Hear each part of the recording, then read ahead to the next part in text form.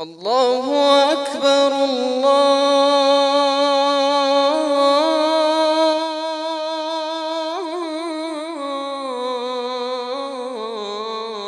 الله أكبر. أشهد أن لا إله إلا الله.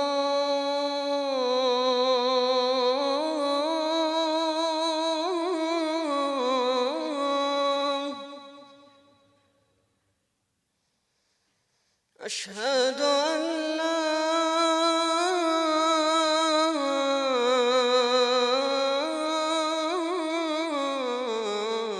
إله إلا الله. أشهد أن محمدًا رسول الله.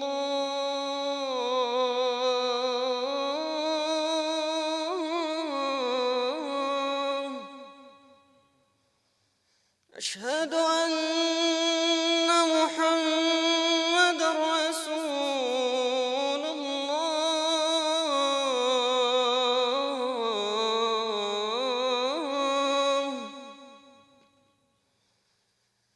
حي على الصلاة.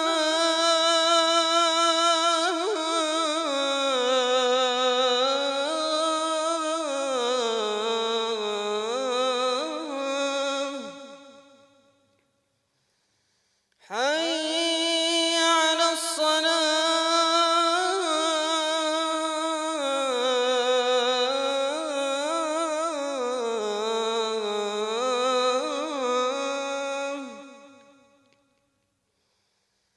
حي على الفلاح.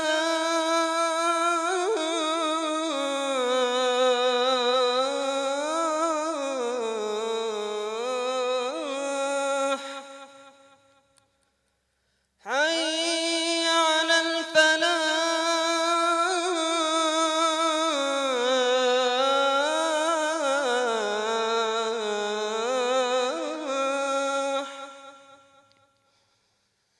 الله أكبر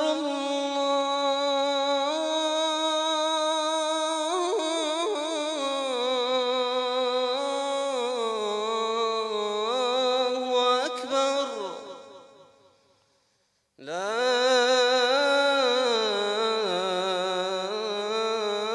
إله إلا الله.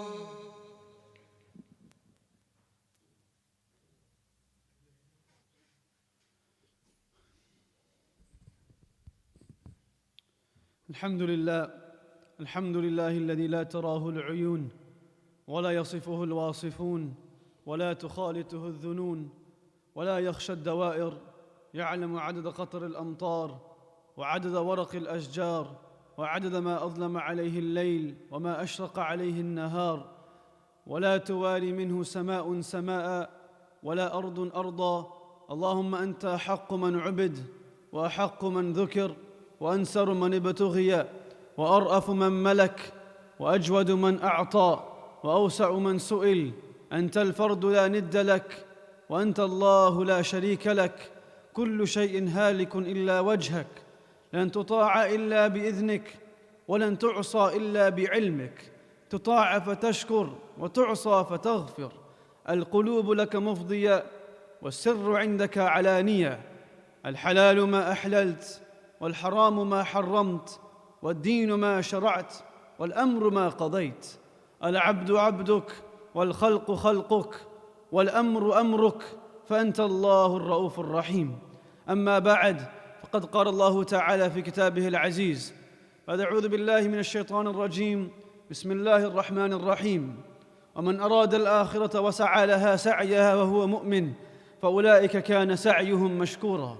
وقال تعالى في مقام آخر: لقد كان لكم في رسول الله أسوة حسنة لمن كان يرجو الله واليوم الآخر وذكر الله كثيرا. وقال النبي صلى الله عليه وسلم: ألا إن الدنيا عرض حاضر يأكل منه البر والفاجر، ألا وإن الآخرة أجل صادق يقضي فيها ملك عادل، فمن يعمل مثقال ذرة خيرا يرى ومن يعمل مثقال ذرة شرا يرى أو كما قال النبي صلى الله عليه وسلم. My dear brothers, sisters, elders and youngsters, if we were to take a quick review of the entirety of mankind and humankind, to identify a group of people, to identify a community, a society that was plagued with every vice and ill that this world could speak of. Any society that was drowning in injustices and darknesses. A society that was synonymous to every vice that one could think of. It would be perhaps difficult for us to identify a community, an era, a group of people that fit this description more so than the community before the coming of our Habib Muhammad sallallahu alayhi wasallam that lived in Hijaz. Such were these people that every ill could be found in their society. Every vice was prominent within them. That over the most tedious and simplest of differences, wars would break out for years, like Aus and Khazraj, for 60 years, fighting over the simplest differences. It was a norm of their time to disrespect one's elders. It was a norm of the time to break ties of kinship. It was a norm of the time to bury daughters alive. It was a norm of the time to take the rights of orphans and those that had less in their communities. Such were these people that when the superpowers of the world and the Romans and the Persians would plan out and plot which community they would loot next and which land they would take over, they would say, no, not these people. These are people not worth ruling. These are people not worth spending our resources towards. These are people that they're not worth the headache. They are drowning in injustices. Their society is plagued with vices. My dear brothers and sisters, the question that we must then ask ourselves is these same people who the world saw that they were not worthy of being ruled, what happened in the span of 40 to 50 years that these same individuals became the rulers of the world? What changed? What transformed? That their society became the mantle of success. Their personalities became the epitome of reverence. What changed? Was it their level of education? That they became more educated, more literate? At the time of Hijrah, Ibn Hisham and Ibn Hajar rahimahullah state, there were less than 30 people who knew how to read and write. Though indeed education is a factor of success. But it wasn't that their society became more educated. Did wealth enter their communities and they became more wealthy? We know for a fact that after they became Muslims in Mecca, they lost their wealth by giving it in the path of Allah subhanahu wa ta'ala. Was their lineage changed? None of these factors changed. And as we live in a society that we are also plagued with not simple physical diseases and we're looking for physical cures, we're also plagued with spiritual diseases, societal diseases. And that same cure that came within them and that changed their community and transformed them to a point that till today we look at them we look at them as a reference point of success. The same thing that changed them can change us. What changed them was the inception in the presence of the kalima of La ilaha illallah Muhammadur Rasulullah. Was the presence of the kalima, was the presence of the love of Muhammad sallallahu alayhi wasallam that pulled them like a magnetic force, that changed their trajectory of their life, where there were people walking down a path that if someone was to say, what can this person do in their life, they would have nothing good to say about them. But the moment the Prophet entered their life and Deen entered their life, the trajectory of their life changed. The purpose of their life changed. Hence Umar radiyallahu anhu, when he entered into Bayt al-Maqdis, when Sophronius, the ruler of Al-Aqsa in Jerusalem, said to Abu Ubaidah ibn Jarrah radiyallahu anhu, that we will give you the keys of this city as long as your leader comes. And Amir al-Mu'mineen is requested to come from Makkah al-Mukarramah as he was gone for Hajj. And he comes to Aqsa in Jerusalem, enters into the camp of the believers.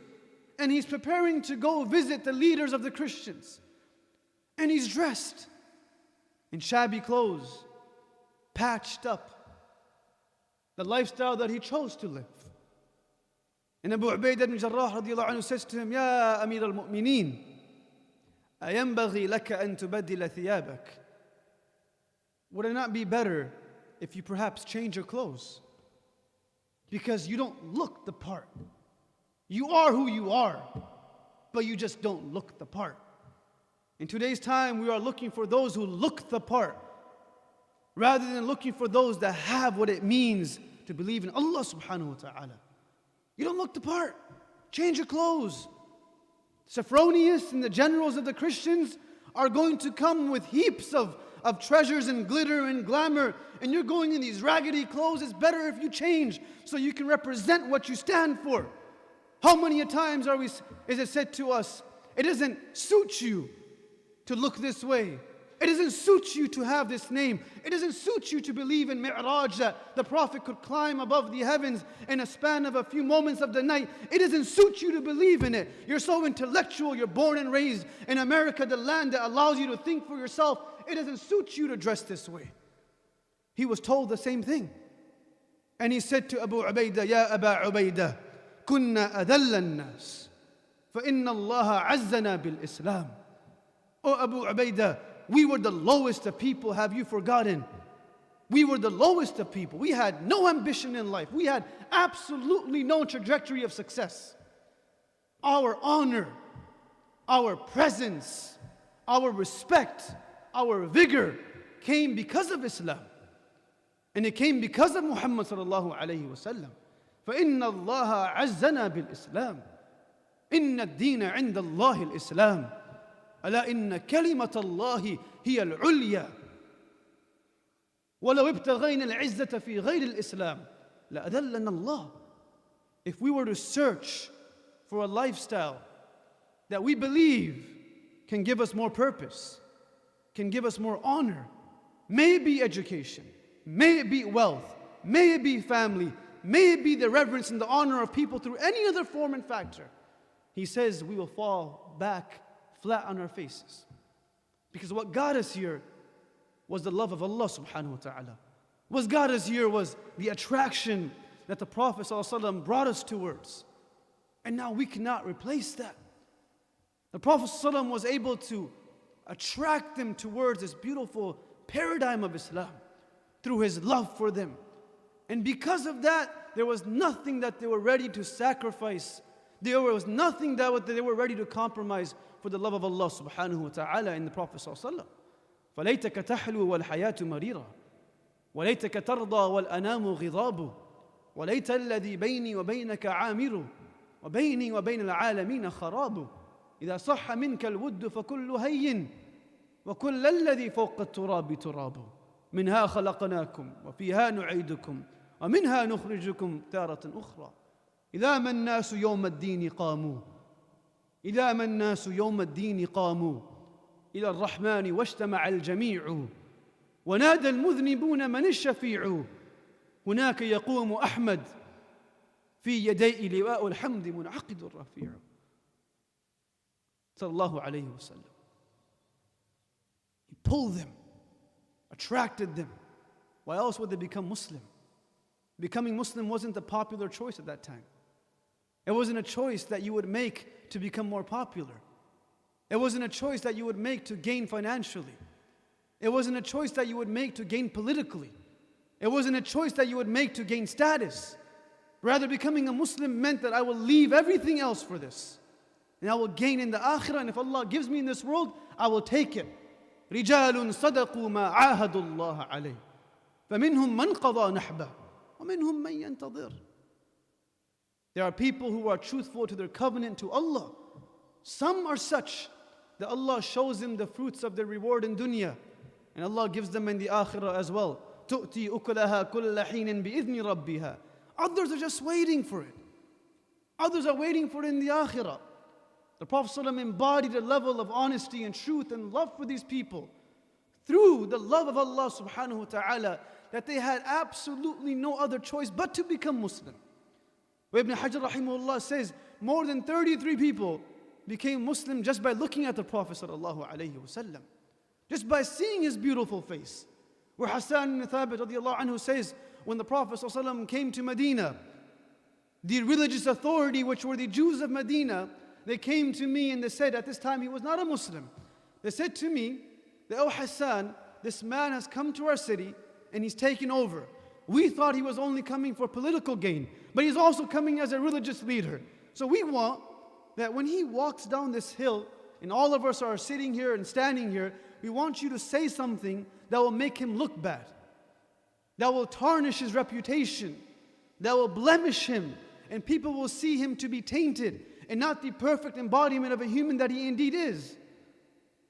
And the Prophet ﷺ is walking down this hill, and Hassan ibn Thabit, who later on became the poet of the Prophet ﷺ, only two people were allowed to speak on the pulpit of the Prophet while he was alive. One was Abu Bakr, one was Hassan ibn Thabit radiyallahu anhuma.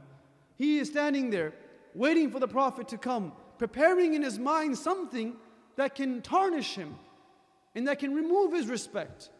The Prophet ﷺ enters, and Hassan ibn Thabit looks at him and he says, "لما رأيت أنواره سطعت لما رأيت أنواره سطعت وضعت من خيفتي كفي على بصري خوفا على بصري من حسن صورته فلست أنظره إلا على قدري روح من النور في جسم من القمر كحلية نسجت من الأنجم الزهر."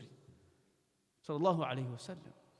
So the moment that I saw the beauty of his face fall upon my eyes, I took my palms and I covered my eyes. Not because he was not a beautiful sight to look at, but perhaps because he was the most beautiful sight. So I would cover my eyes. However, I would steal glances. I would look at him and look back down. Where he later on says, "Ya Rasulullah, لو لم تكن له آية مبينة لكان منظره يأتيك بالخبر." That if you were a person, or if he was a person who had no miracles, no signs, did not speak and bring wahi, his mere presence was enough for people to know he was a prophet. He pulled them. Similarly today, my dear brothers and sisters and youngsters and elders, in order for people to be attracted to what we have to believe that what we have is truly valuable. We have to believe what we have is truly unique. We have to believe what we have can be a source of benefit to them and not what they have as a benefit to us. We cannot be a receiver and a giver at the same time. We have to become givers, because the Prophet was a giver. He realized their value and he worked upon them and he showed them love and he allowed them to see the beauty of becoming Muslim. That Islam was not a religion that came to take away from them, but rather it was a religion that came to give them. الناس معادن كمعادن الذهب والفضة خيارهم في الجاهلية خيارهم في الإسلام إذا فقهوا. The Prophet says that humans are like mines of gold and silver. A mine is unique because the moment you identify it's there, it can give you wealth and value. But until you realize that it's there, it cannot give you any benefit. The Prophet says humans are like mines. If we realize that we have value, not value of gold and silver, but value of deen, value of a point of reference that truly matters, then people will look at us and not look at us as individuals that are working, but individuals that are working as Muslims. And when they see something beautiful in us, they won't refer that to our culture and ourselves and our education, but they will refer that beauty back to Islam.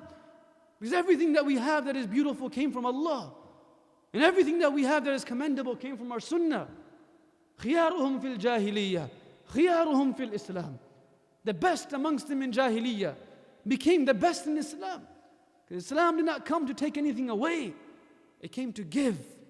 Oh Bilal, you were the one that was placed under the rocks of Mecca, taunted, persecuted, rebuked, disgraced.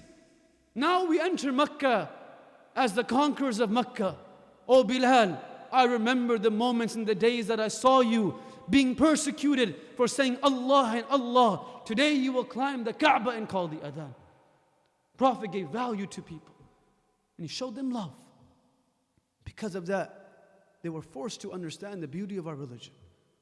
The same presence the Prophet has, a portion of it can be found in the Sunnah. Wherever Sunnah comes, it beautifies it. Wherever Sunnah comes, it brings beauty. It brings peace. And whenever Sunnah leaves an act, it limits it. It takes away its barakah and blessings.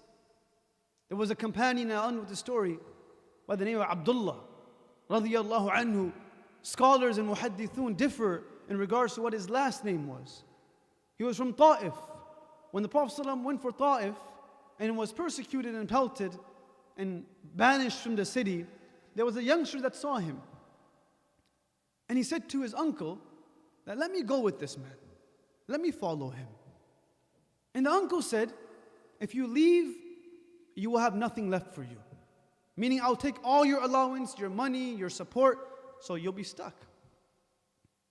So he says, okay, I won't go. Years later, he decides that he has this prophetic attraction that is pulling him towards something, like a magnetic force. Doesn't matter how far you go, it's going to pull you back. And that is what Sunnah is like. That is what the Prophet's love is like. When we experience it, no love matters. When we experience it, it becomes the goal. تَعْصِ الْإِلَهَ وَأَنْتَ تُظْهِرُ حُبَّهُ. The great Shafi'i rahimahullah says, تَعْصِ الْإِلَهَ وَأَنْتَ تُظْهِرُ حُبَّهُ وَهَذَا لَعُمْرِ فِي الْفِعَالِ بَدِيعُ لو كان حبك صادقا لأطعته إن المحب لمن يحب مطيع. So he says to his uncle that إن قلبي احترق إلى اللقاء المحمد. My heart is burning to meet Muhammad sallallahu alaihi wasallam. And the uncle says, go ahead, but I'm not giving you anything. And the Prophet had gone for hijrah. So he leaves Ta'if and he travels all the way to Madinatul Munawwara. By the time he reaches Madinatul Munawwara, the Sahaba say a man dawned upon us. And his clothes were ripped because of his journey. He was ready to pass out. He enters the gathering of the Prophet ﷺ and he says, Man minkum Muhammada sallallahu alayhi wa sallam. And the Prophet ﷺ raises his hands and he sees him and he smiles. And the Sahaba say he instantly passes out. And then bring him back. And the Prophet says, Ustur akhak, cover your brother, give him some clothes. They give him clothes and he comes and he hugs the Prophet ﷺ. And one narration he says, Ya Rasulullah, kullu musibatin ba'daka jalalun. Every difficulty after seeing you became easy. Every difficulty after coming into your embrace became worth it.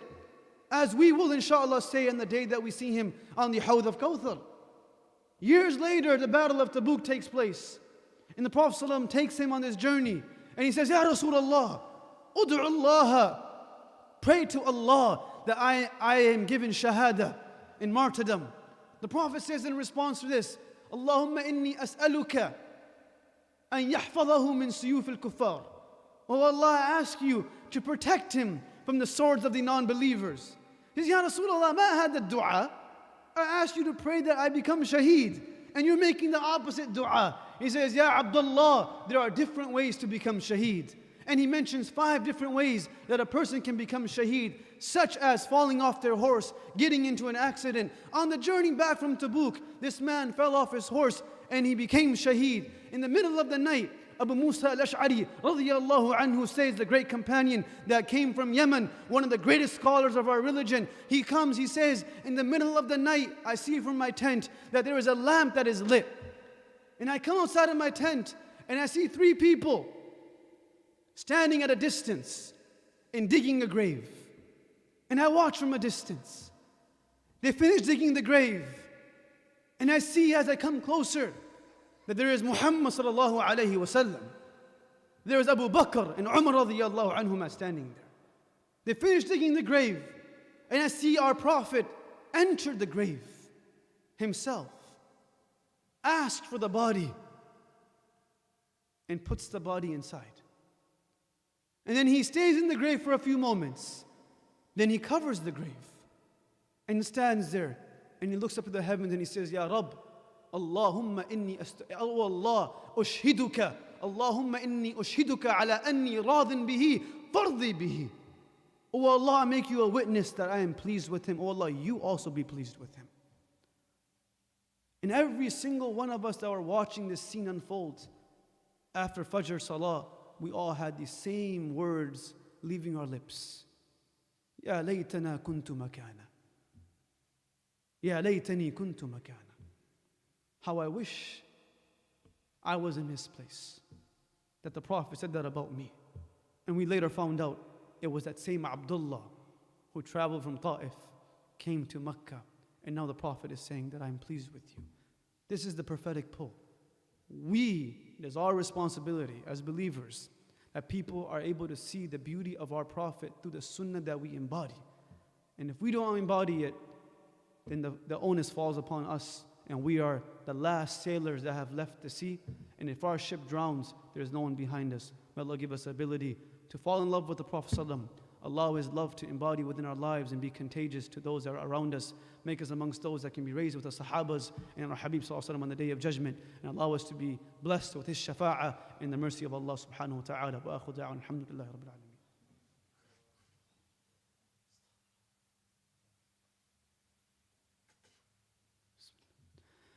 إن الحمد لله نحمده ونستعينه ونستغفره ونستهديه ونعوذ بالله من شرور أنفسنا ومن سيئات أعمالنا من يهده الله فلا مضل له ومن يضلل فلا هادي له ونشهد أن لا إله إلا الله ونشهد أن محمدًا عبده ورسوله أما بعد فقد قال الله تعالى في كتابه العزيز بعد أعوذ بالله من الشيطان الرجيم بسم الله الرحمن الرحيم إن الله وملائكته يصلون على النبي يا أيها الذين آمنوا صلوا عليه وسلموا تسليما اللهم صل على محمد وعلى آل محمد كما صليت على إبراهيم وعلى آل إبراهيم إنك حميد مجيد اللهم بارك على محمد وعلى آل محمد كما باركت على إبراهيم وعلى آل إبراهيم إنك حميد مجيد وقال النبي صلى الله عليه وسلم أرحم أمتي بأمتي أبو بكر وأشدهم في أمن الله عمر وأصدقهم حياء عثمان وأقضاهم علي وفاطمة سيد نساء أهل الجنة والحسن والحسين سيدا شباب أهل الجنة رضوان الله تعالى عليهم أجمعين اللهم أعز الإسلام والمسلمين اللهم أعز الإسلام والمسلمين وأذل الشرك والمشركين اللهم انصر من نصر دين محمد صلى الله عليه وسلم وجعلنا منهم ومعهم اللهم اخذل من خذل دين محمد صلى الله عليه وسلم ولا تجعلنا منهم ولا معهم اللهم اشف مرضانا اللهم اشف مرضانا وعاف مبتلانا وارحم موتانا إنك حق على كل شيء قدير اللهم انصر المسلمين المظلومين المستضعفين من كان حيث كان آمين آمين آمين يا رب العالمين إن الله يأمر بالعدل والإحسان وإيتاء ذي القربى وينهى عن الفحشاء والمنكر والبغي يعظكم لعلكم تذكرون أقيموا الصلاة